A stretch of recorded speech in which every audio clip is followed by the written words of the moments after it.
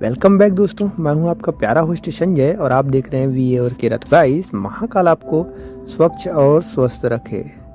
और केरा दिव्य युद्ध की गाथा। गाइस, अगर आपने इस स्टोरी का अगला एपिसोड नहीं सुना है तो चैनल पर चेकआउट कर सकते हैं। वीडियो का प्लेलिस्ट बना हुआ है, वहां आपको हर एक पार्ट का वीडियो मिल जाएगा। क्योंकि गाइस, कहानी सुनने में तभी मजा आता है जब कहानी का अंत और शुरुआत पता हो। तो गाइस, बिना देरी के माँ सरस्वती की कृपा से कहानी शुरू करते हैं। और केरा ग्रुप अब सिर्फ एक कंपनी नहीं बल्कि एक युद्ध की सेना बन चुकी थी। दुश्मन को रुद्र की जड़ तक पहुंचना था और इसके लिए उसे जाना था एक रहस्यमयी जगह पर, दिव्य ग्रंथ की गुप्त लाइब्रेरी, जहां सदियों से छिपे हुए राज दफन थे। लेकिन यह सफर आसान नहीं होने वाला था। रुद्र और उसकी टीम को ये गुप्त लाइब्रेरी खोजनी थी, लेकिन उसकी कोई जानकारी नहीं थी। तभी गुरु देवगन ने एक पुराना मंत्र पढ़ा, जहां अंधकार का पहला बीज बोया गया था, वहीं सत्य का दीप जलता है। रुद्र को समझ में आ गया, उन्हें उस जगह जाना था जहां पहली बार शैतान का जन्म हुआ था। और वो जगह थी काल द्वीप, एक रहस्यमय द्वीप जहां कोई भी जाने की हिम्मत नहीं करता था। कहा जाता था कि वहां जाने वाला कभी वापस नहीं आता है, लेकिन रुद्र को वहां जाना ही था। रुद्र, गुरु देवगन और उनकी टीम एक जहाज में सवार होकर कालद्वीप के लिए रवाना हो गए।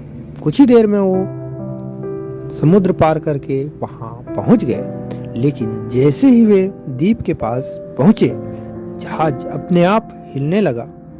समुद्र की लहरें अचानक भयंकर हो गई। कोई नहीं बच सकता था। वापस चलो, एक डरावनी आवाज गूंजी, लेकिन रुद्र के पीछे हटने वाला कोई सवाल ही नहीं था। अगर तू हमें रोक सकता तो अब तक रोक चुका होता। और उसने अपनी ऊर्जा से एक शक्तिशाली प्रहार किया। तुरंत ही लहरें शांत हो गई और द्वीप ने अपना असली रूप दिखाया। कालद्वीप अब उनके सामने था। द्वीप के बीचों बीच एक विशाल मंदिर था। यही वो जगह थी जहां गुप्त लाइब्रेरी थी। लेकिन जब रुद्र ने दरवाजा खोलने की कोशिश की, अचानक जमीन हिलने लगी। चारों तरफ काले नाग नकाबपोश योद्धा प्रकट हो गए।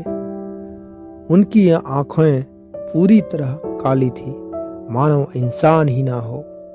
गुरु देवगन ने फुसफुसा कर कहा, ये काल योद्धा है, अंधकार के सेवक। रुद्र के पास ज्यादा समय नहीं था।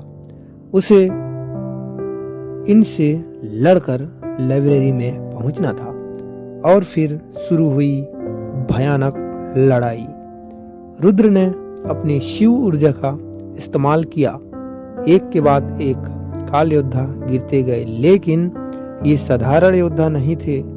जो भी मारा जाता कुछ ही सेकंड में वापस खड़ा हो जाता था। रुद्र समझ गया कि ये समय से जुड़े हुए थे।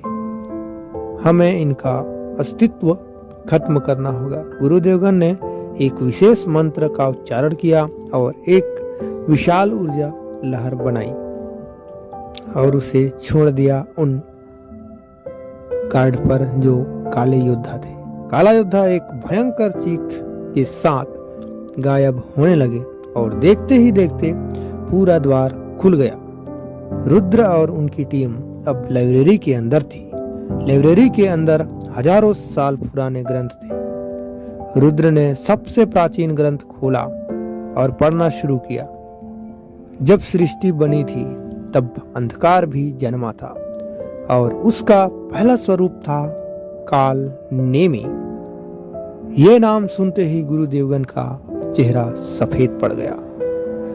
रुद्र ये नाम किसी आम शैतान का नाम नहीं, ये स्वयं काल का स्वामी है। रुद्र को समझ में आ गया कि ये लड़ाई अब सिर्फ कुछ शैतानों के खिलाफ नहीं थी, ये खुद काल और अंधकार के बीच का युद्ध था।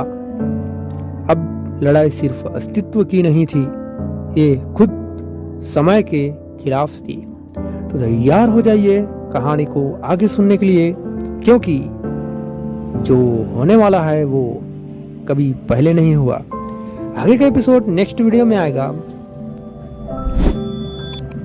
जिसके लिए आप चैनल को सब्सक्राइब और वीडियो को लाइक कर दीजिएगा। Thanks for watching. जय महाकाल।